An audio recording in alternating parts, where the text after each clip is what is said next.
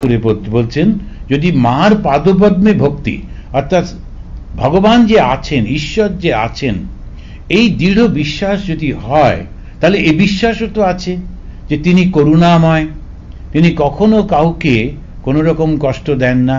আবার ভগবদ গীতাতে খুব পরিষ্কার বলে ভগবান বলছেন, ন দত্তে কস্যচিৎ পাপম ন চৈব সুকৃতম বিভুঃ।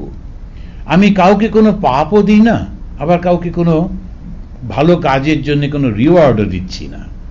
তুমি তোমার কর্মফল অনুযায়ী চলেছ। তবে হ্যাঁ, আমি কি করি, যদি খুব কেউ আমাকে ডাকে, খুব ভালোবাসে, আমি তখন তাকে বুদ্ধি যোগম দদামহম। ভগবদ গীতা এই সম্পর্কে ঠাকুর বলছেন, যদি কোনো বই না থাকে সাধুর কাছে, একটা গীতা থাকবে।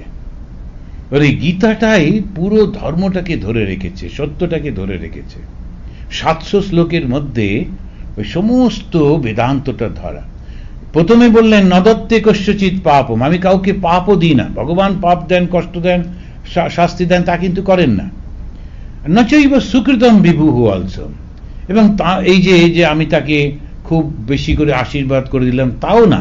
তাহলে কি হয় বলছেন, আমি বুদ্ধি যোগম দদাম, আমি সেই সময় বুদ্ধিটা ঠিক দিই, বিচারটা ঠিক হয়। ওই বিচার বুদ্ধিটা ঠিক হলে তখন সবটা ঠিক হয়ে যায়।